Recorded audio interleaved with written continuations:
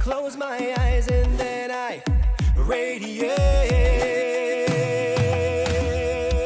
The Michael Botte Band was born in the midst of COVID.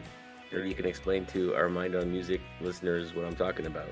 Yeah, happy to. So yeah, it's a good question. So, Jeremy, I was always the guy, for years and years, kind of like in the corner with my guitar, just writing and playing and trying to develop choruses and melodies. And I just did it for fun. And I use the hashtag music is my therapy everywhere that I can. Back when I started, there was no hashtags or anything like that.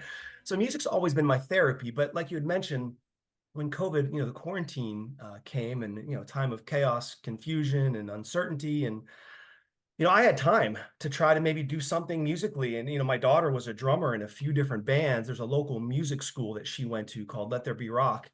And she was like, Dad, why don't you try to do something musically? And Jeremy, I had never recorded a note in my life. I didn't know what that meant, to try to do something musically. I didn't even know what that meant. So I bought a DAW and, got all these YouTube videos and followed producers and just desperately tried to learn how to record a demo just to kind of start something. So that's kind of when all this started. I wasn't traveling for work. I had time on my hands and I recorded, a bunch of demos, that were pretty good enough. And then on Facebook groups, kind of probably how I found you. Yeah. I was just putting demos out there in different music groups, and a couple producers were kind of like, hey, I like this thing. Maybe we can do this and that. And I don't know, I just kind of felt like I was going to be this self-contained unit and do everything myself. And, the hubris that I had, which was incorrect at the time.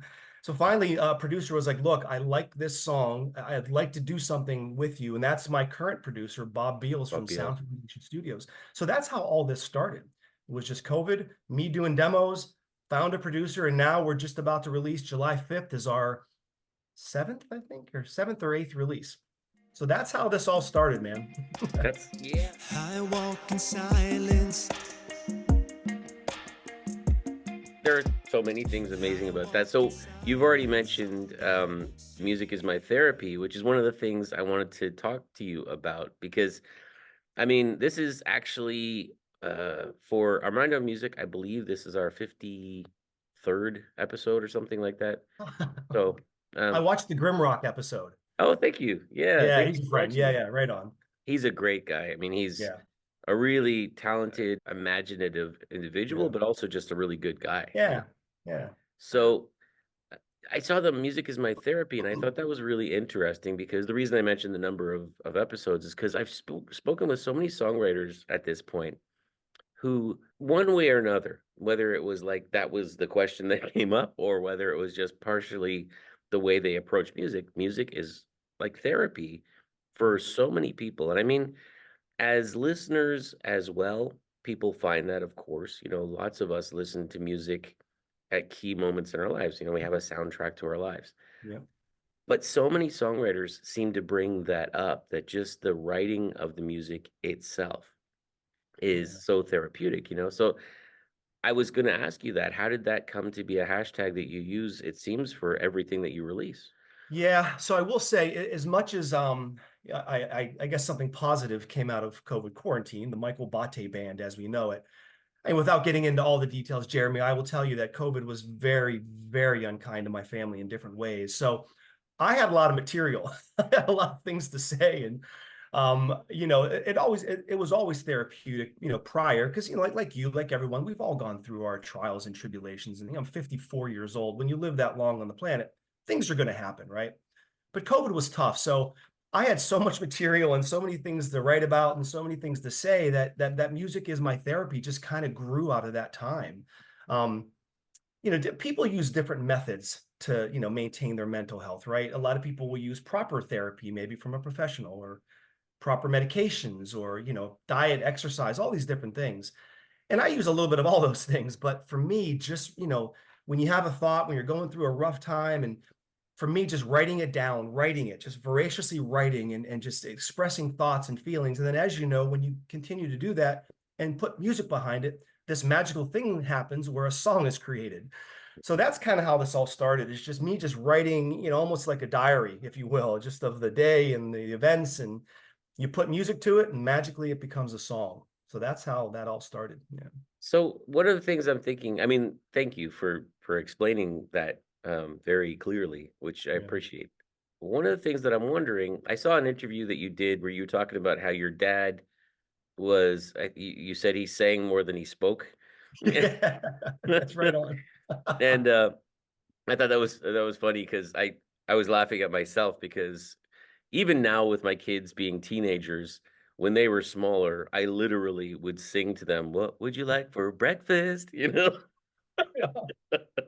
So I wasn't even singing songs. I was just singing our conversations like it was a musical or something. That's funny. Um, but I was thinking about that. So you grew up with music around you, and I remember you um might have been the same interview. I'm not sure. You were saying that you decided at one point, so your voice was like your first instrument, but you decided to Mhm. pick up the guitar, which ended very badly for that poor guitar. I hope it was not an expensive guitar. No, it was a pawn shop guitar. No, no, no, And you no. It was a smashed it to pawn shop. bits. Out the second story, we had a townhouse at the time when I was first married, and man, I really thought, and you probably heard in the interview, I genuinely thought you just push a couple strings and stroke the thing, and all this stuff was going to It happen. just happens. You teach music. That's not how it works. Maybe it works for some people, like a Clapton or maybe a Hendrix who just was born to do that. I was not born to do this. So it was rough, man. But yeah, that's exactly how it worked out. Thankfully, I had some resolve and gave it another go. Yeah. But yeah, that was my first experience with the guitar. And so how did you move from, or was, okay, the part I remember hearing that you met a friend who gave you some lessons and you started to figure it out a bit more. You just told Yeah. us that you got a digital audio workstation and you started to work that part out. How was it for you to write songs and to then release the songs, like to show people your lyrics? Because I mean Yeah. that's like shining a light on your soul. You're showing everybody your deepest feelings. So how did That's that work? amazing you say that, man. That's exactly it. I heard a musician say one time that songwriting is open heart surgery. Like you just suggested, you're letting folks into exactly what you thought, felt for that moment in time. And then, as you know, once you release a song, that song's not mine anymore. It's up for interpretation of the audience. I mean, Eddie Vedder has a lot of examples like that where he wrote a song for a particular reason, but the audience read it differently and heard it differently. Right. So releasing music, I have an example actually. There's a song I have out called My Way, and it really touches on, mental health awareness. My Way was written 25 years ago. And it just sat in a book for like the longest time because it wasn't like my happy campfire song, sing along, big chorus. It was a Mhm. pretty tough song. And it just sat in a book for so long because I didn't want anyone to hear it. I just really did. I don't know. I wanted to do the happy songs, the beautiful days and the leave this towns and the radiates and all that stuff. And I remember I pitched that song twice to my producer before the third time he finally agreed to it, but he passed on it twice because Wow. at the time we were doing more of that big country rock, the big guitar solos and big chorus. Maybe I'm not sure if you heard the first couple releases, but in that vein. And Yeah. then we decided to completely break the mold and go with My Way. I felt like after 25 years and post COVID and all the things I was going through, I just felt like it was time to maybe release that song. And it was supposed to be like the singer-songwriter, me, guitar, spotlight, and that's it. But then as we started producing it, more instrumentation came in. The second part of the first verse is when the band kind of comes in, and it just took a life of its own. But yeah, it's just one of those things like you had mentioned. Some songs you're nervous for people to hear, but I'm glad we finally did it. I never promoted it. I never did anything with it. It's just something that had to get out of my head. There's a concert in my head, Jeremy, that's just got to get out of my head. And that song got out of my head. We released it last May. And as a matter of fact, this May, again, a lot of radio stations were playing it because I had kind of resubmitted it in honor of Mental Health Awareness Month, which was May. So some stations picked it up and played it again, but I'm so proud of that song. But yeah, it was one of those ones like you had suggested. I didn't know if people wanted to listen to it, but I put it out anyway, and here we are. Help me find my way.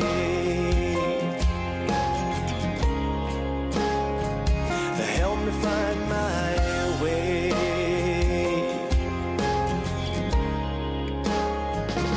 Help me find my way.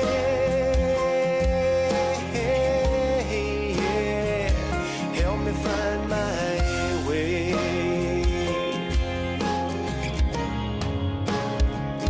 Help me find my way.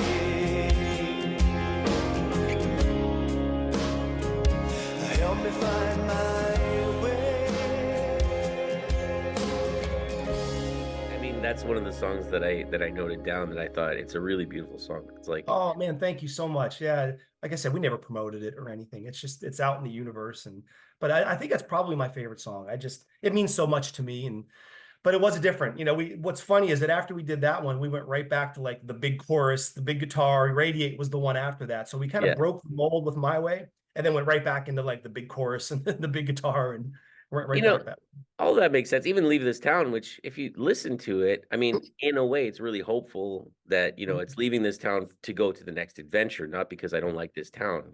But at the same time, it's like the lyrics themselves, it kind of feels like, okay, I gotta move on. Like I gotta get out of this. Uh, Yeah, I And grew up in again, a it's not little a bit. it's not a negative thing, but the No, but the sound of the music itself is really like party song, you want to sing along with it. it was a Yeah, celebration song. It, yeah, it was. I was a young kid. I grew up in you probably read a little, steel town along the Ohio River. I had more cows and farms than people where I grew up. I didn't have a stoplight in my town, Jeremy. It was that small. So, yeah. I mean, and I hate to say, I'm not saying my little town wasn't good. It just wasn't good enough. I just wanted to see what was around the bend. My spirit was wild. I don't know why, but it just was. So it was me kind of celebrating, look, I got to leave this town and just see what's around the corner and what's around the bend. We talked about travel and China, and I've been to a bunch of different places, and just a spirit was wild. And my little town just wasn't enough for me to learn more and grow and learn about the universe and the world. So yeah, it's a celebration song, but it's me just humbly saying goodbye, and I'll catch you. I'll catch you next time.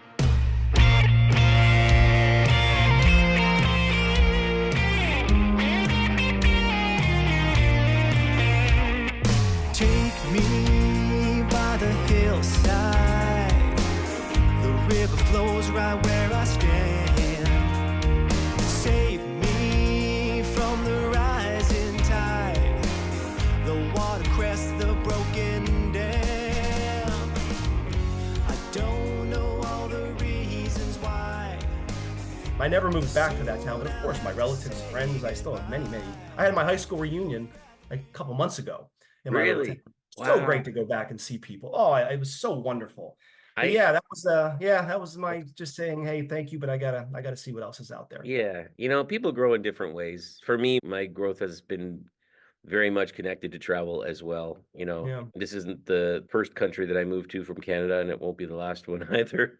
Oh, right I on. hope, knock on wood. Right? But Yeah. so but people grow in different ways, right? But yeah, that I totally connected with that song because that was very much my story. I grew up mostly in Pickering, Ontario, which when I Yeah. was a kid was like 30,000 people, something like that. Wow. It's grown significantly since then, Okay.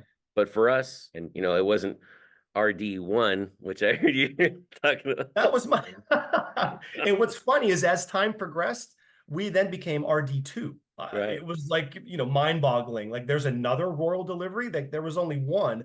Who moved in here to make another rural delivery number? It killed me when I heard that because I remember when Pickering was becoming a city and people were like, oh, life as we know it is ending, like it's the town of Pickering, not the city of Pickering, like I think that was one of the indicators for me that, maybe I should like nothing against Pickering. It's actually a great little place. Well, Yeah. it's not even little anymore. Yeah. It was a great place to grow up. Let me say that. Yeah. But when it was a big thing that it was changing from a town to a city, I thought, let's go check out some other stuff. So I went to Ecuador. Ecuador? Yeah, yeah. Very different. Yeah, it was the whole story there, but I'm not going there because we're talking about you and your music. Okay. Oh, Ecuador. Oh my goodness. That's I've never been to that part of the world. No. If we can go back to My Way for a moment, first of all, I thought that was interesting because when there's the Frank Sinatra and the Bon Jovi My Way, right? Or Yeah. at least Bon Jovi mentions it, and I Mentioned, thought yeah, that was yeah. maybe Like Frankie did it, I did my way. I think he has a lyric that talks about that. correct. Yeah. That's what it was. It wasn't an actual song. It was just a No. lyric from the song, and so I didn't think you were doing necessarily a cover of that song, but I thought it was going to be in that direction where I did it my way. Yeah. That's not what you're saying. You're saying, help me find my way, It's funny you which, say that because when I did another interview, someone said they just saw the title and thought it was like a Sinatra cover. And I was like, wow, yeah, thank you for saying that. My Lord, would that be amazing? I would never do that anyway. But no, very, very different. Very, very yeah, different. very. I know that you're principally a singer who plays guitar, and then with the recording and stuff, and with Bob Beals, you've gone into doing, the instrumentation as it's needed. Some of that's I understand, and tell me if I'm wrong, but the way I understand, it's samples and loops and things like that you use, like with the drums, for example. How did you guys do the piano on My Way? Yeah, Did you so play what that? what I do typically, I'm vocals and just rhythm, right? Bob plays every other instrument, and he has Okay. different pads and things for drums, as you can imagine, because there's no way, Bob's 10 hours away from me. What's funny is I've never once sat in a room with him yet, and I talked to him more than I talk to most everybody, probably. We just talked yesterday about our next release, and I was so wondering I about that. I talked was to like, Bob a lot. Canton, Ohio. My It's geography is not amazing, but I didn't think that was very close. it's like 8, 9, I don't know how many hours it is, but yeah, so it's very, very challenging. But what's funny is when I first met him online and we kind of did that first song, I'm like, I don't care where you live. Like, I want you. He is so good at taking my vision and just making it grander and better. And that's truly if you ask anyone what a producer's supposed to do, get the best out of the artist. Just get the best you can. That's exactly what Bob does. So yeah, he does all the instrumentation. He plays all the licks. I mean, all those licks you hear, I wish, Jeremy, that was me. It's not me. That is the band. That is Bob. That is our Right. band. I mean, So you yeah, bring the up piano, he had different pads, of course, doing the piano, because we're not going to mic up a full drum set. We have no way to mic up a full piano. I'm just not at that level to do that. So you'd be surprised how many people, I mean, you teach music, you'd be surprised how many people make music that way, right?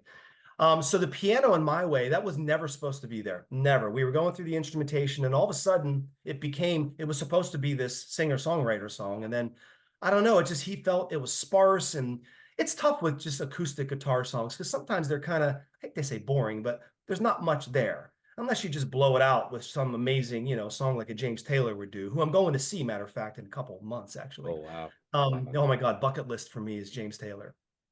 But it just became more instrumentation. We hadn't used really pianos at that point. We used, I think, some organ music a little bit in the backgrounds of like Leave This Town, but never really that soft piano. And I think that soft piano completely makes that song. If you Yeah, took those single notes out of that song, I think it would change a lot. I agree. That's exactly what I was thinking. I'm not a producer per se, but I know what I like, and I was listening to that and I thought the piano really added Yep. something right when it needed it. And Yep. you didn't go with, or I guess Bob didn't go with like full like No. box chords or something like that. No. It was like single notes, and it was very sparse, and it just felt like, wow, this just gives it a little bit of a sonic difference that makes you think Yeah. like, I don't know, it just carried the song to a different place, which I thought was really cool.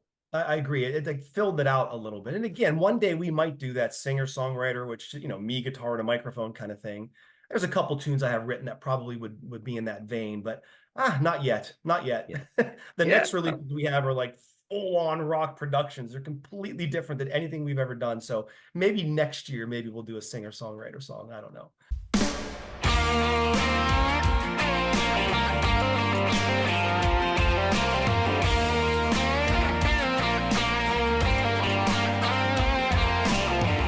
The sun is gliding just above the ground. The prism leaves break the light into sound. Seasons changing, and we are reborn. When the amplifier's ready, I open up the door. Celebrate my gathered friends, celebrate with me. For the rumbling of the autumn roar drops mountains to the sea. So, okay, so that's I heard Realm to Rome. I don't know if that was the first release that you did, but Realm to Rome sounded a lot more rock than a lot of the stuff that I've heard from you.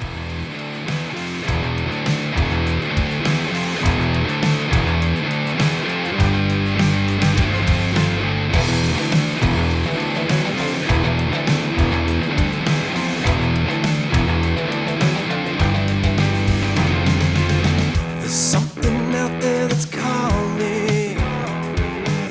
There's something out there to see.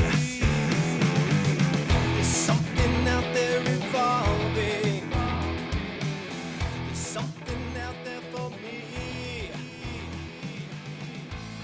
So was that still working with Bob, or was that before? No, I Nope, didn't. that's all me. That is, Yeah, so I wanted to have, I don't know, I guess, I dropped the ego a lot, of course, when you hire a producer, because, I wanted to do everything myself, right? Which was ridiculous. And people can do that. There are some musicians, indie musicians, who can do everything, and God bless them. I just wasn't one of them.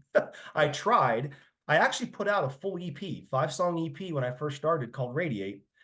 And it was a respectable production, but when you played it against something that Bob did, very, very different. So good news about putting music out is you could rip it out of the universe just as simply. So I ripped that EP out. No one even knows it existed. And then Bob and I, redid the songs. However, Realm to Rome was the one song I thought, you know what, I got to have something that was just me.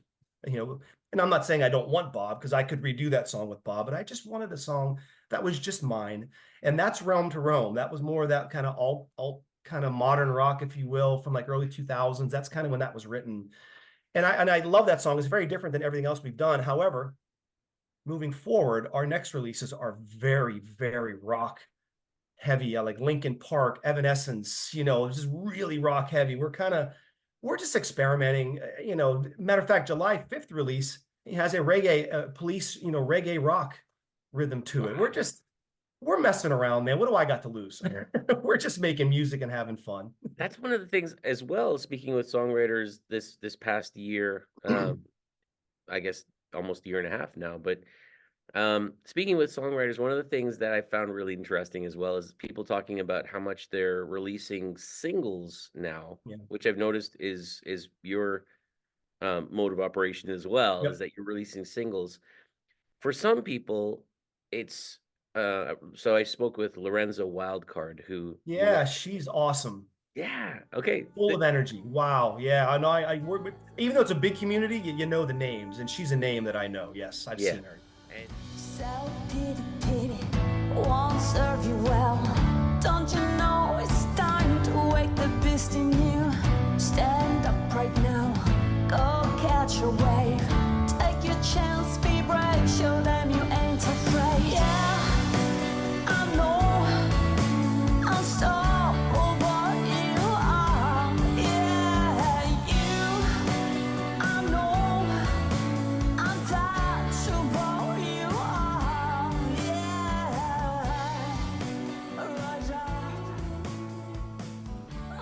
that she's got great energy, great story actually. If you watch the episode that I did chatting with her, really cool story.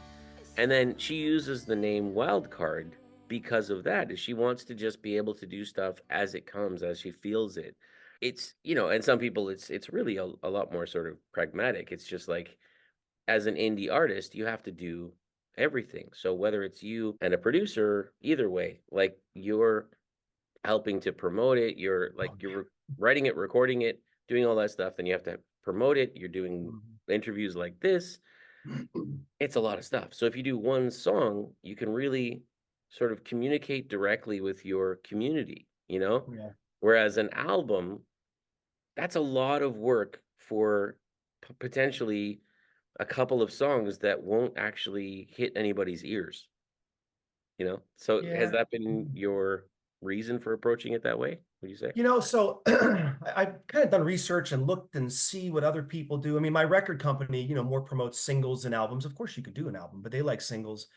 I've just noticed that, the way the streaming services work, when you have your phone or your computer, whether it's an album or an individual song, you kind of pick and save the songs you like. Now, if someone saves an entire album, wonderful, but really you're going through song by song. So I just thought, why not just release singles? It just felt right to me, and it felt normal. And for charting purposes, it's kind of easier. I have a couple songs on Cashbox magazine, which is just an absolute dream. I don't know what's going on, but I have a couple songs on Cashbox. It just seemed easier to promote song by song than an entire album. I do have enough material for an album, but I don't know if I could really support and promote an entire album at one time. I don't know if I could do that.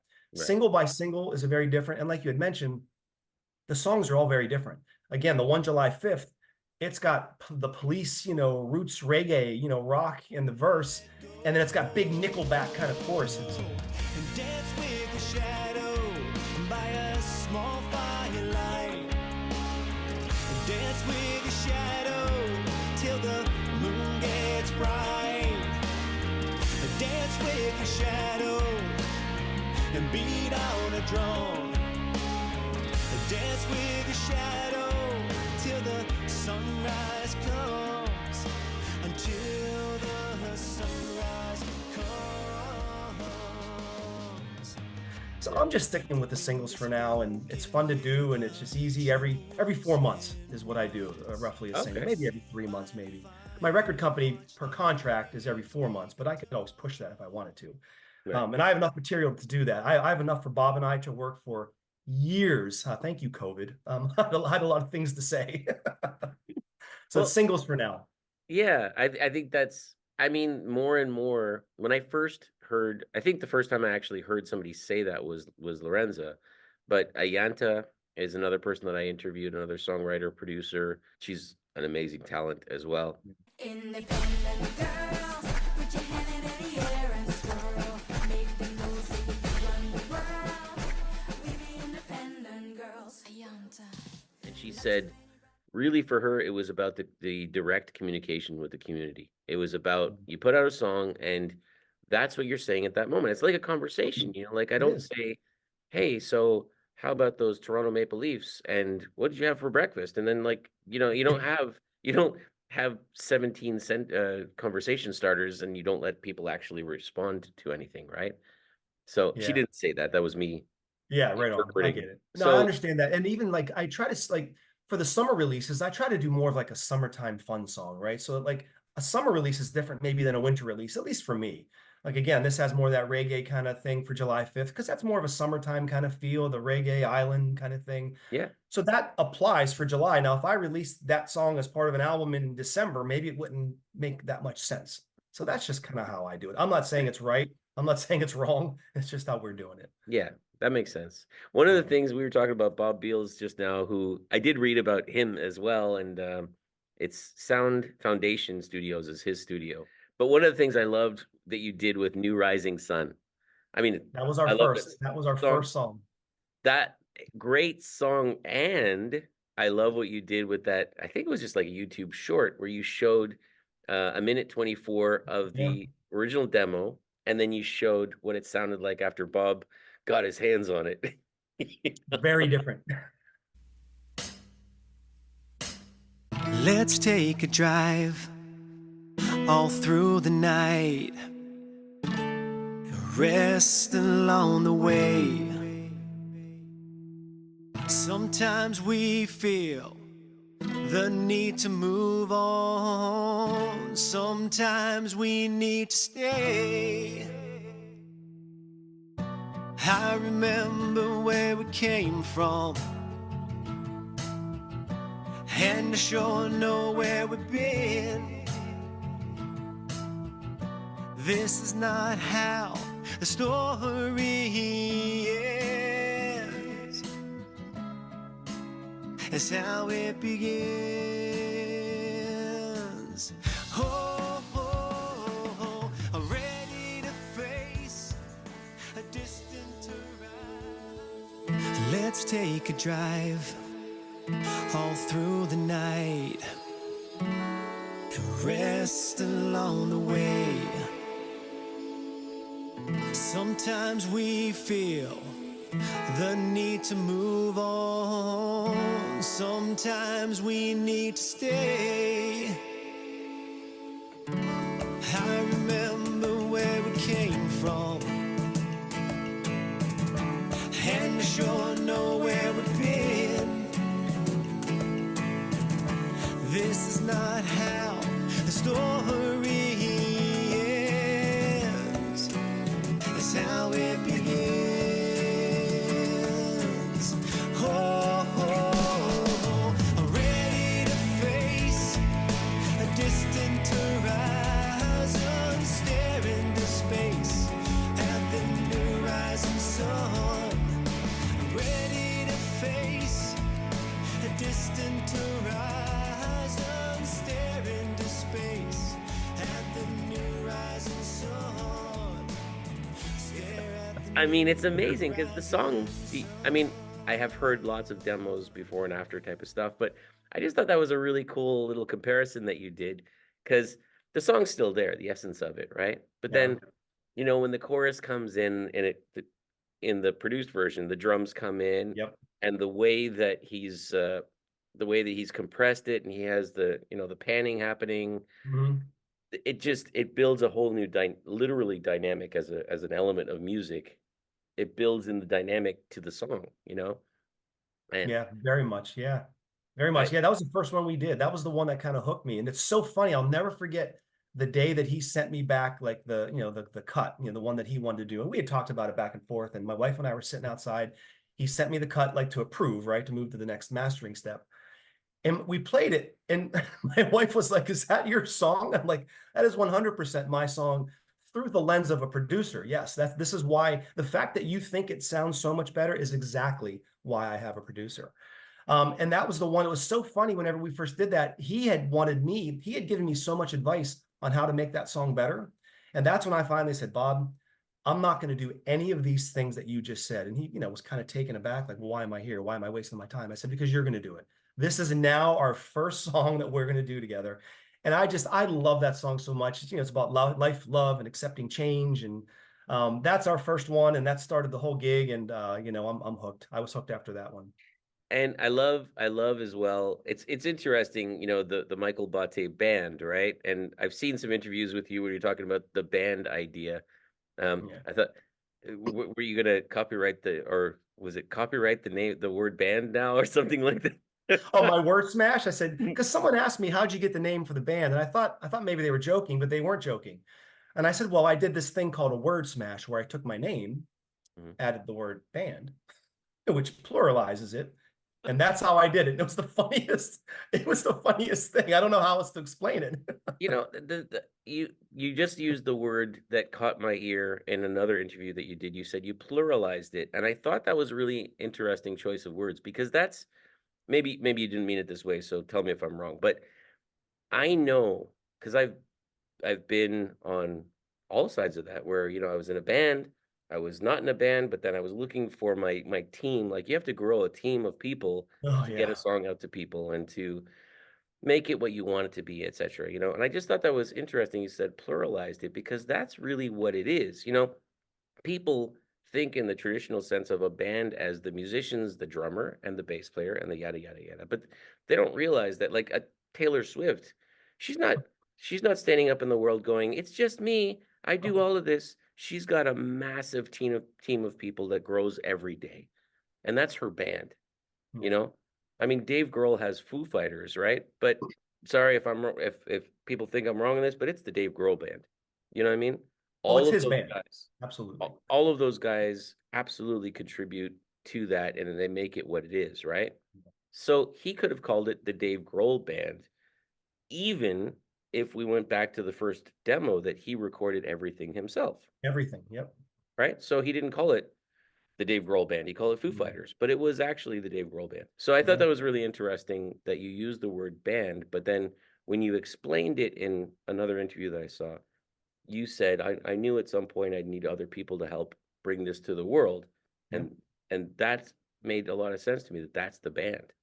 Yeah, I knew I couldn't do this myself. There was no way. I didn't have the longevity. Again, I was the guy in the corner doing my thing. I just didn't have that longevity. So I knew there were going to be a lot of people in my corner, most notably my producer, to put this thing together. And I just wasn't comfortable just using my name. And even Bob asked me, as things have progressed and we've gotten some accolades and some things, he goes, "Are you going to change the name?" I said, "Why? No, I'm not changing anything." I mean, some people just say Michael Botte sometimes, which is fine, but no, I just felt like I wanted to do it. If Zach Brown can do it, I can do it. You know, So, and I do think it really does. It invites people in. Like you have Bob in your corner, absolutely, you know. But it invites other people to become part of that team. So you're yeah, calling it band rather than team, but that's what it is, you know. yeah, absolutely. That's how I felt. And it's a little confusing because people do think when I do interviews like this, they're like, "Well, where's the band?" I'm like, "Well, you're looking at half of them Yeah. right here. It's Well, you know, 50%." what was Steely Dan? You know, it was two guys Oh, really. yeah. They And brought they other made people. phenomenal music and never toured, never did anything for years. And then finally figured out, well, I think Walter said, we got to take this thing on the road. And thank God they did. My goodness. Steely Dan. Yeah, I'm But not Steely Dan, by No, any but I'm stretch. just saying, like, you're not alone on this. There are a lot of Yeah, people who are doing the same thing, and I just thought that was a neat way of yeah, approaching the word, you know. yeah. Thanks, man. Yeah, And when I listen to your songs, 1988, it's funny because we're similar in similar age, you know, okay. and maybe that's why, I don't know, but like Leave This Town, 1988, these are songs I thought, man, that like in a way I was thinking, yeah, I could have written that kind of thing. Yeah, You know what I mean? Like yeah, yeah, absolutely. Yeah. it connects so closely that I thought that, you know.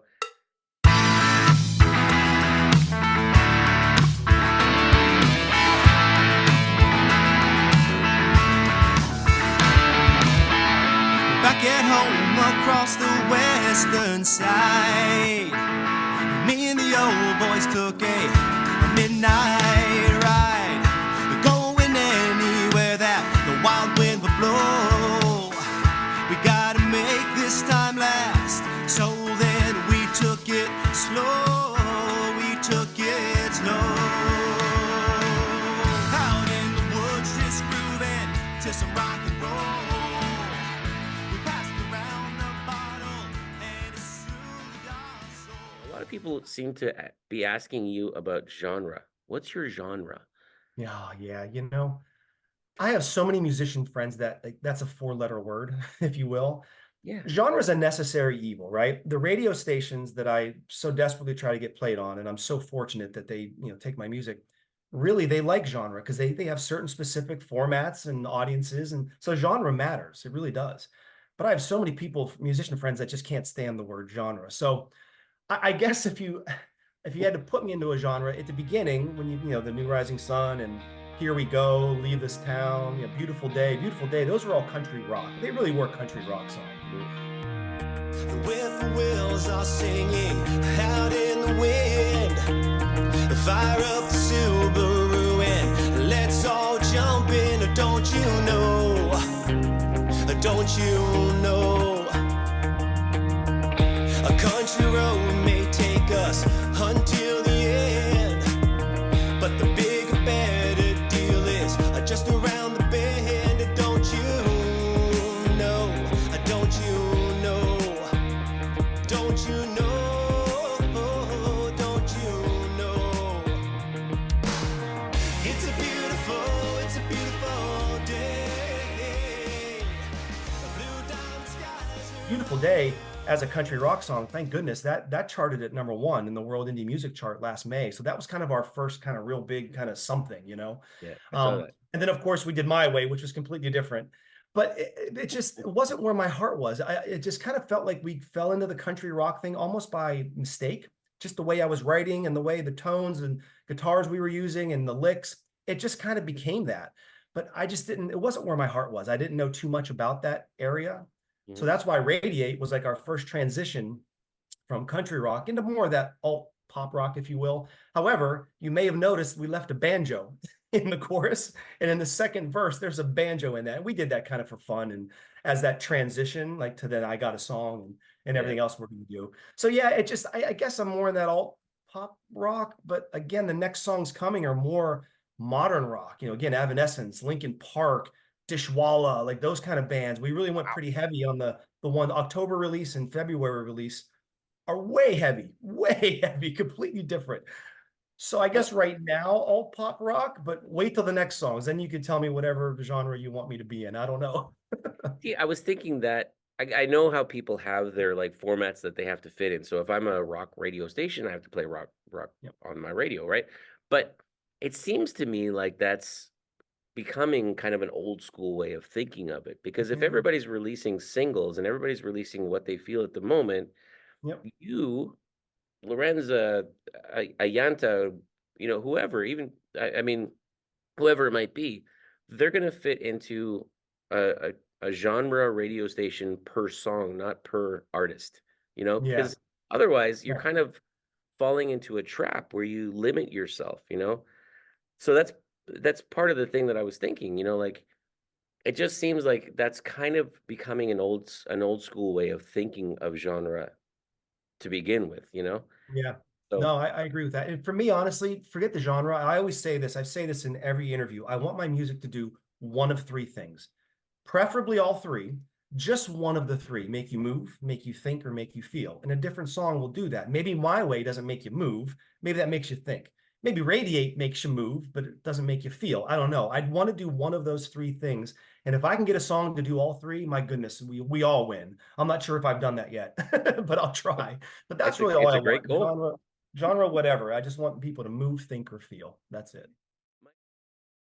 Hey folks, Michael Botte from the Michael Botte Band. Hey, I was watching a reel the other day, and a musician was talking about some of the most comforting, I think he put it, most comforting chord progressions. And one that he called out was A,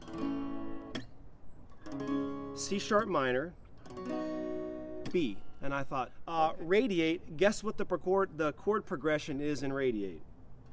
I close my eyes and then I radiate. I close my eyes and then I radiate. I purify and then I consecrate. I may start slow but I accelerate. I close my eyes and then I radiate.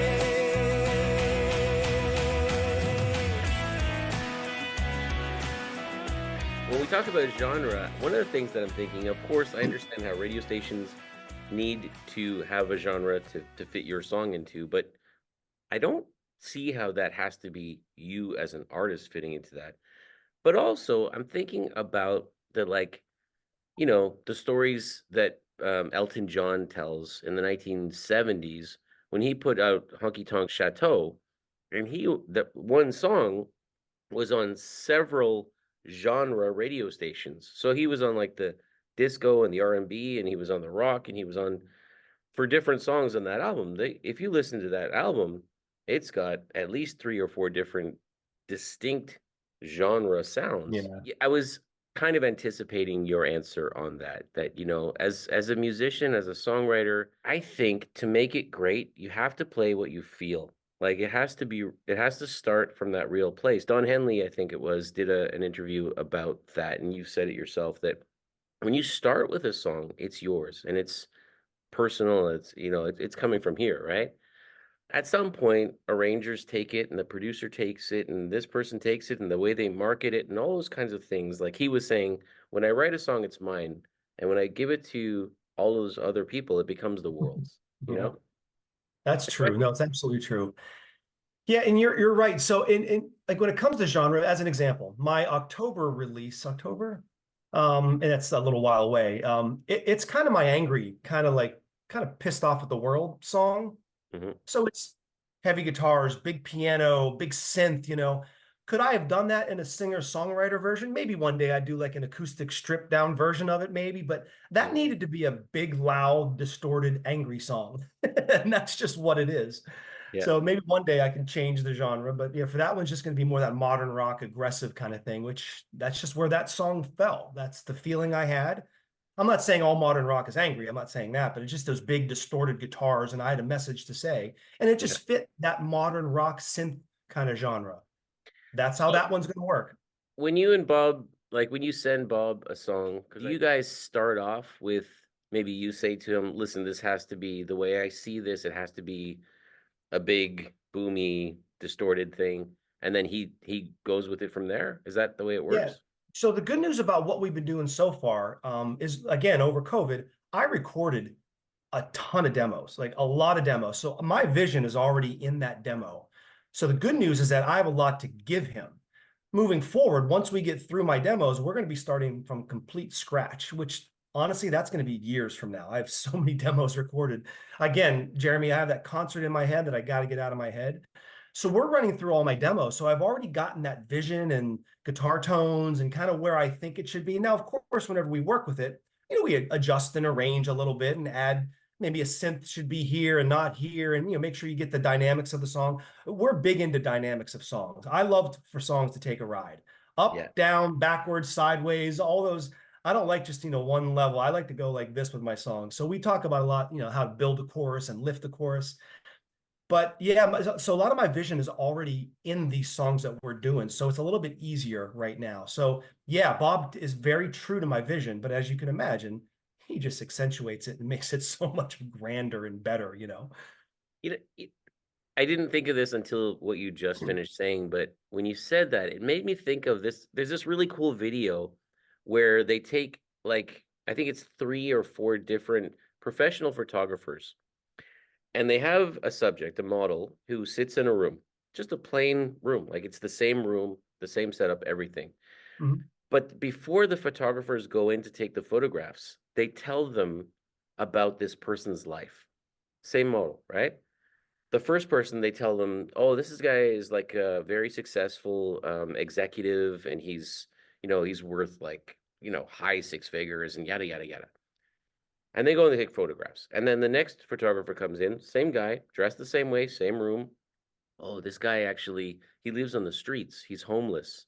And and they tell this whole sad story about this guy, and we cleaned him up and we put a suit on him, go take photographs. And they do that with all of these different photographers. And then they show you the photographs that these photographers took. Incredible. Yeah, I bet you're It's hard to completely believe different. it's Yeah. the same person. And I feel like producers in general, that's kind of what producers do. They take your song, which is the story, right? And then they try to focus the lens, and they try to fix the lighting, and they do all those things to make it a certain way. Mhm. And from what you're saying, I mean, that just occurred to me as you were describing Yeah. that. From the sound of it, Bob's listening to your story and he's interpreting in a way that Mhm. translates what you meant. Yeah, exactly. And he stays really true to my vision, which is great. But his being a 40-year music veteran, I want to know what he thinks too. I mean, and we had one battle. He and I had one battle, and it was actually over Leave This Town when we did that one however long ago. We had one fight. And I actually won that fight. I don't win all of them, not fights. I joke when I say that, Yeah, but yeah. I won that one. But yeah, his vision is just so grand, and he's been around so much, and he's seen so much, and I want to make sure his opinion matters. But like you said, there is a vision.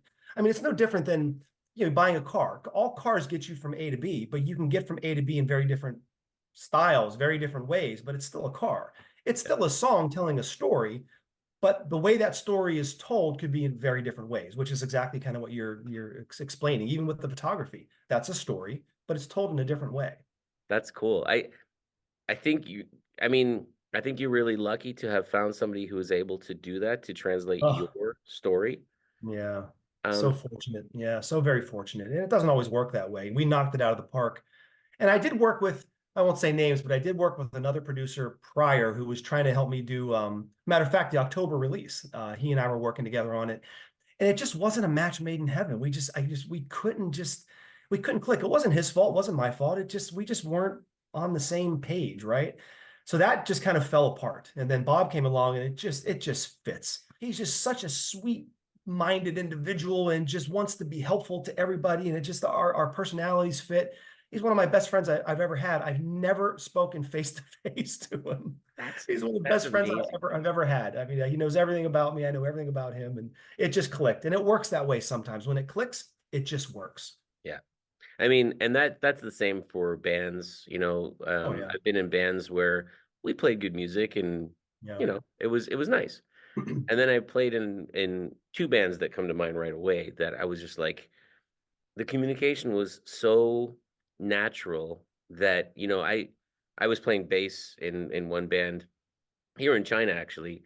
um and the drummer in the band, it was a trio, all of us Canadians, which was funny because we're in Qingdao, China. but but the Okay. drummer, who came from a punk rock background, I mean, I do listen to some of that stuff, like the Ramones, or some of Yeah, that stuff, but it's not really my background per me se. neither. No, me neither. Yeah.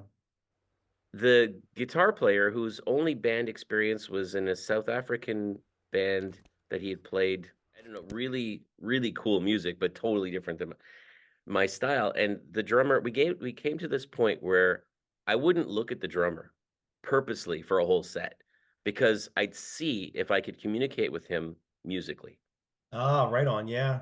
So The we'd be playing a backbone. Yeah. song and I'd hear him hit the snare just before he was supposed to, and I knew, okay, he's gonna kick in, he's gonna do it, and I'd be Yeah. ready with my bass there, and the communication was so natural that like we became really close friends in a very short time because it wasn't about sitting around for 20 years drinking beer together. It Yeah. was this communication that like it sounds like you and Bob have a very clear communication in a very short time in different states.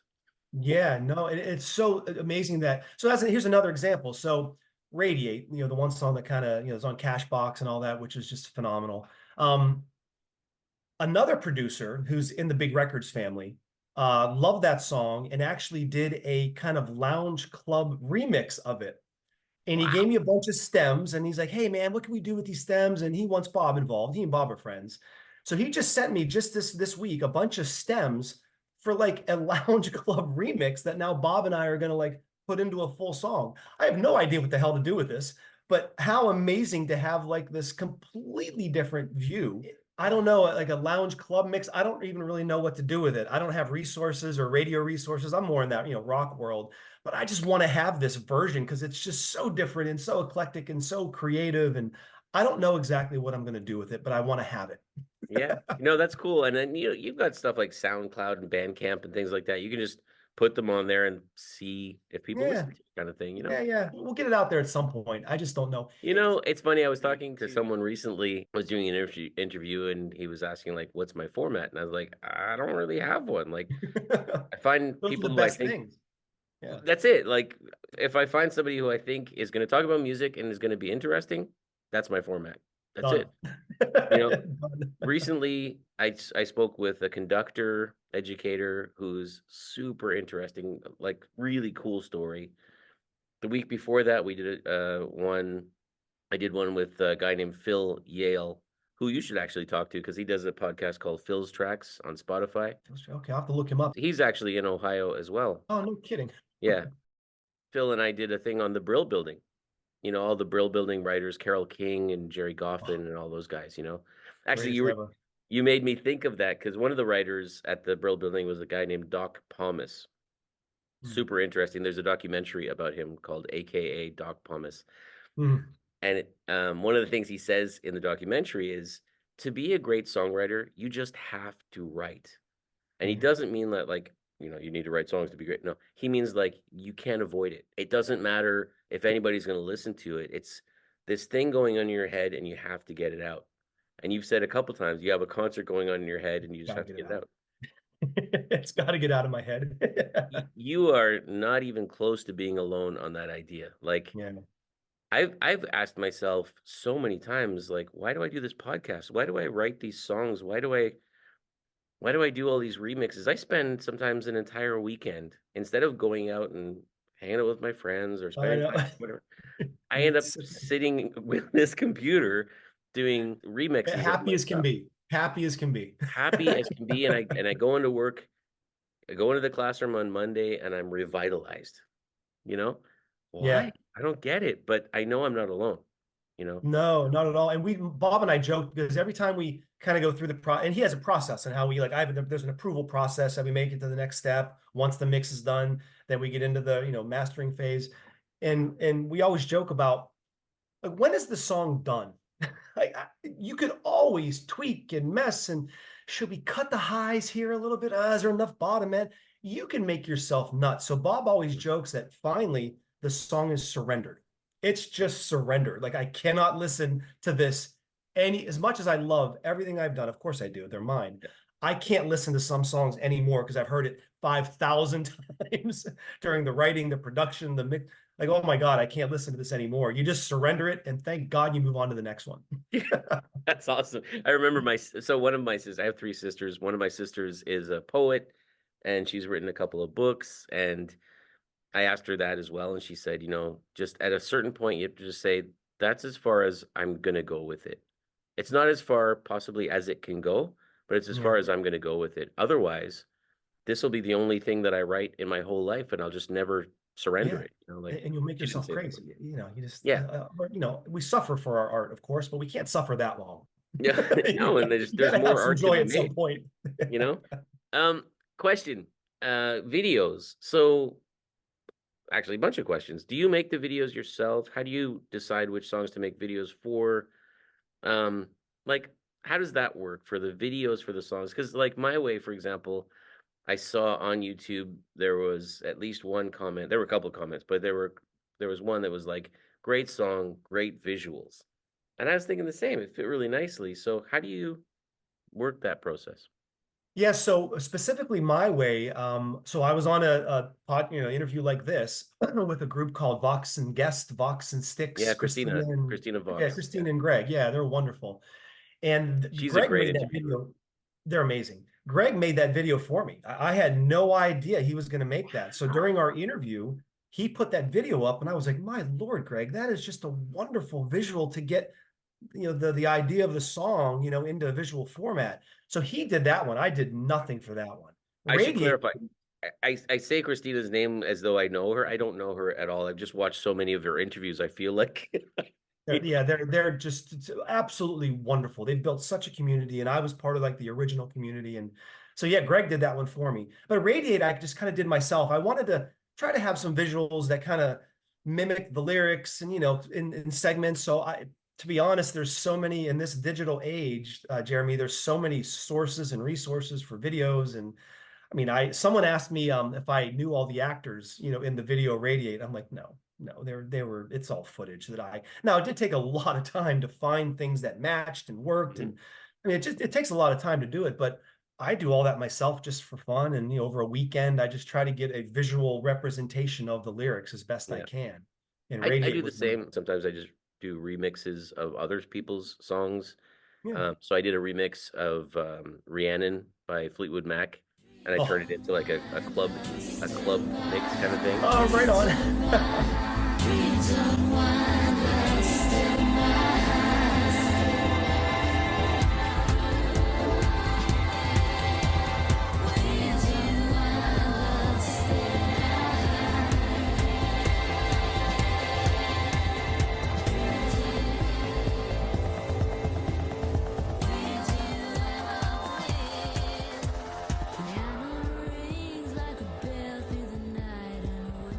I'm like a rock and into jazz kind of thing.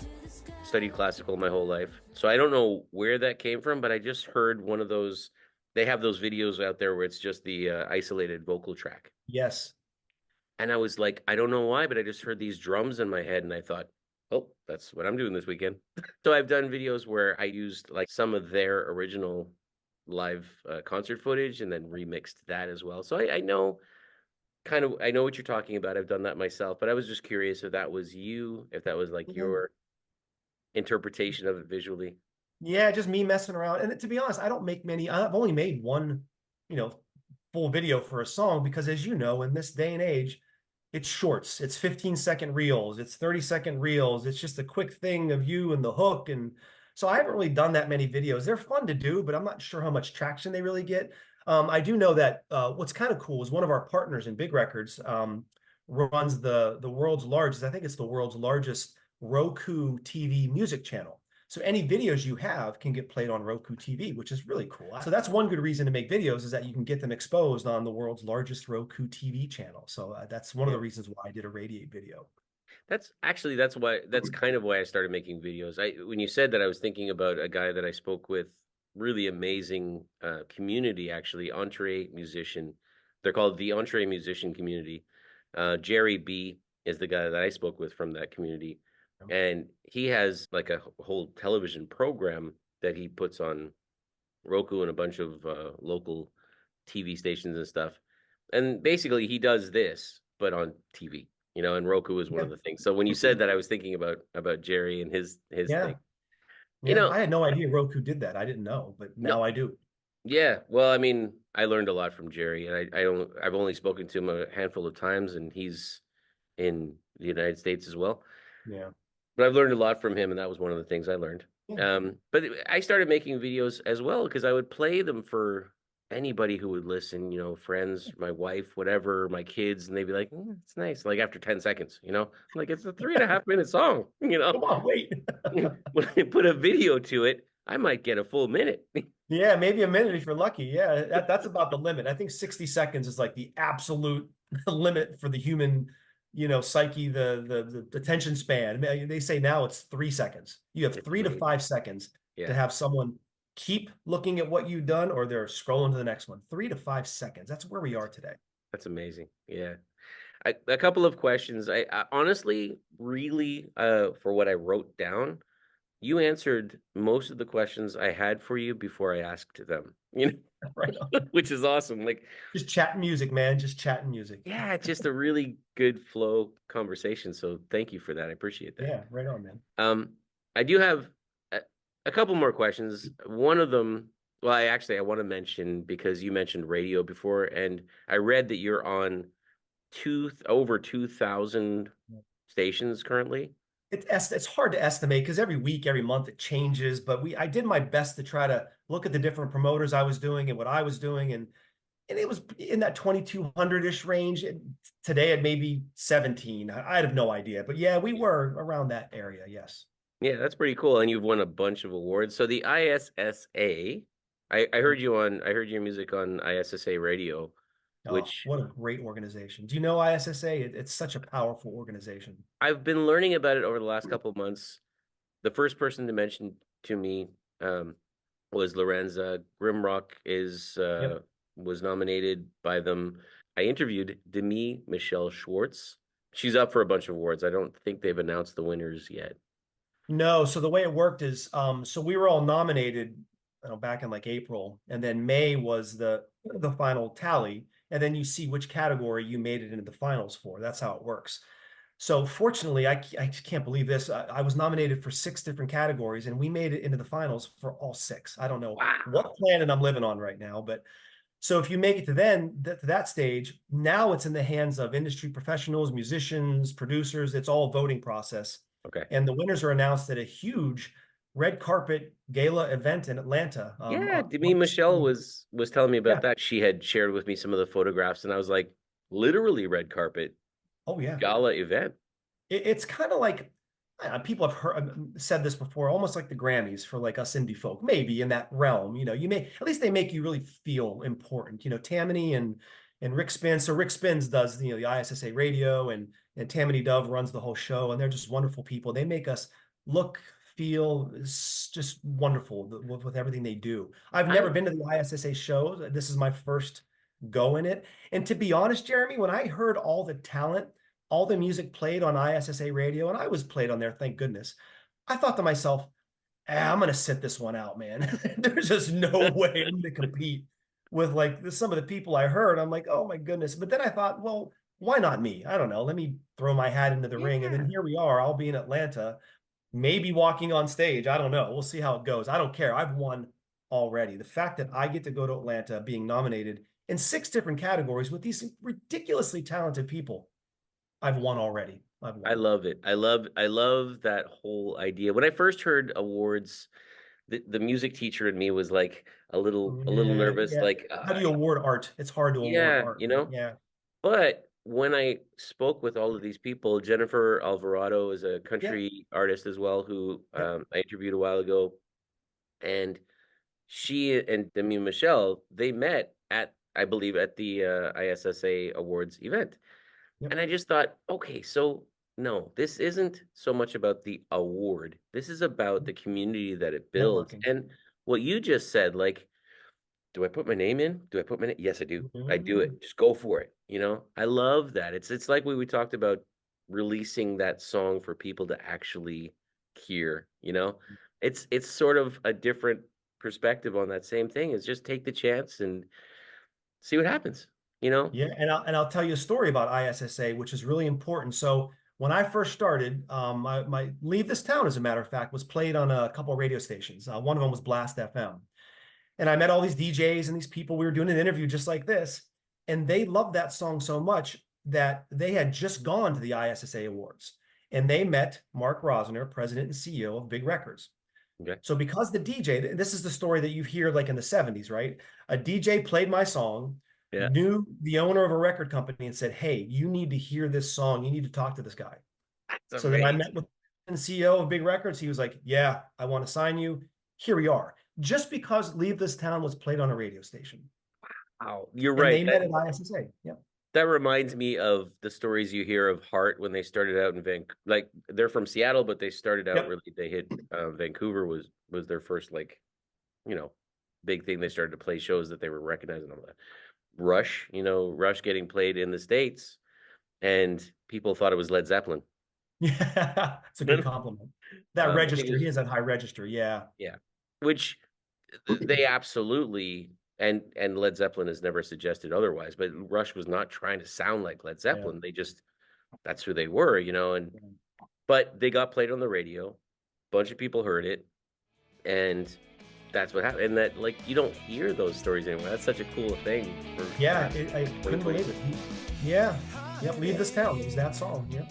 That's awesome. You never know. You never know who's listening. I mean, I'm looking at a couple things. I could ask you about I Got a Song, which I think is cool that you wrote a musician's anthem, I'll take today, I will, to write a different chorus. I realize that this guitar has not gotten me very far, but it helps me say what must be said. I can't explain just how I feel, and I don't understand what I think is real. I got a song that must be sung instead. I got a song that must be sung instead. It makes me think of Kim Mitchell had a song called, Kim Mitchell from Max Webster. They're from Toronto. I don't know. No. 70s band. They were like best buddies with Rush. They recorded some music together, etc. back in the day. But he wrote a song called Rockland Wonderland, and it's an anthem for concerts.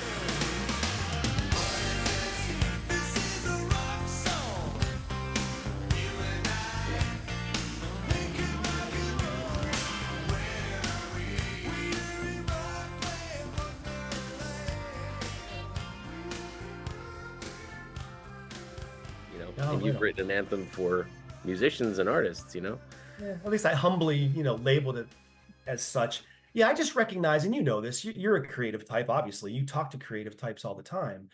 But one thing I notice is that a lot of creative types like us, sometimes struggle with like traditional means of communication. Even something like this. A lot of artists can't do this. It's just not their world, right? So I wanted to, write something that kind of recognized that, if we could use our art as our voice, oh my goodness, we speak, oceans, galaxies, volumes of information, as opposed to traditional means of communication. So that's what I Got a Song is all about. When you listen to the chorus, it specifically talks about how I got a song that must be sung instead. It's just hard to communicate sometimes, but via music, people can say anything they want to say. Yeah. So that's what I Got a Song's all about. I think it's very cool. And I'm going to play a clip of it right here. Oh, right on, man. Right on. Michael, really, I would just like to say thank you so much for a really great conversation, and for taking the time to chat with me, really. No, I appreciate it, man. You've done this before. This was phenomenal. I would love, maybe next release, maybe we have a chance, an excuse to talk again. I'd love to come on here again if I'm welcome. Yes.